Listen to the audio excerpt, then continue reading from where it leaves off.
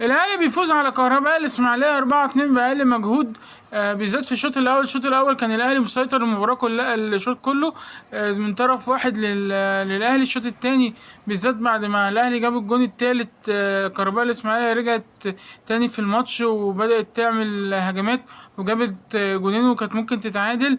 بس الحمد لله ان الاهلي جاله فاول من منطقة حلوة وجاب أشرف بن شرقي الجون الرابع وخلاص قفل الماتش إن الماتش يخلص على كده الحمد لله. بس عندنا مشاكل في خط الوسط بالذات والدفاع، يعني بنتوه بعد لما الدنيا بتفك معانا خلاص بتفك جامد. كمان حراسة المرمى الشناوي محتاج برضه يفوق، يعني بيفوق ماتش وماتش لأ، فمعرفش ايه. الشناوي لازم يفوق شوية. كمان عن في لعيبة بتنزل في مباراة الأهلي ما ينفعش تلعب تاني مع الأهلي. أهمهم وأكتر واحد فيهم قفشة طبعا، وطاهر ميسي. وطاهر ده لازم خلاص باي باي من الأهلي، يمشي هو وقفشة. بيجيبوا الجمهور الأهلي الضغط والسكر وكل حاجة، يعني بصراحة لازم يمشوا.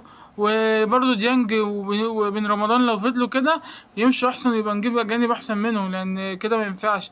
بن رمضان لسه ماشي لسه جديد، بس ديانج ما اعرفش ماله، يعني كان في غلطة كان ممكن يتعادل منها بسببه، بس صدها الشناوي والحمد لله يعني صدها.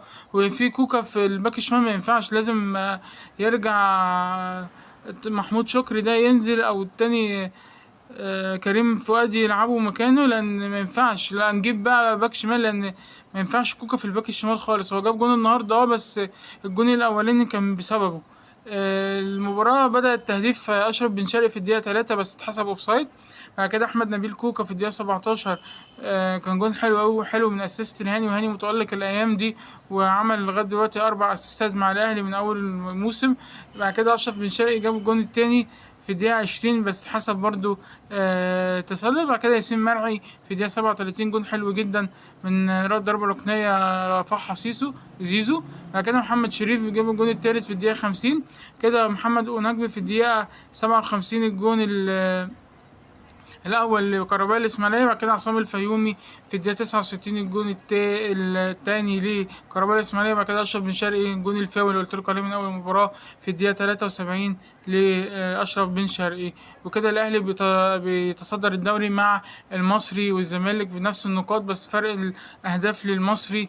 وبعد كده الزمالك يبقى التاني والاهلي يبقى التالت. كمان النهارده سيراميكا كليوباترا فازت بالثلاثيه على حرس الحدود باهداف مروان اوتاكا وفخري رقاي وصديق اجولا. دي كانت اهداف النهارده لسيراميكا كليوباترا، ودي كانت مباريات النهارده.